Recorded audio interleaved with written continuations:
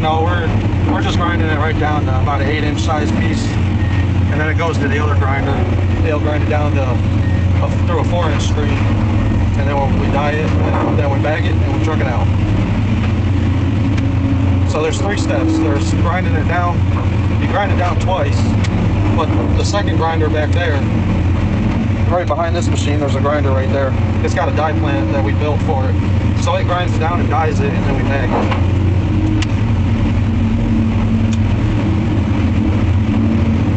So from where we're at right now, it only has to go through 2 more steps before it's ready to be sold.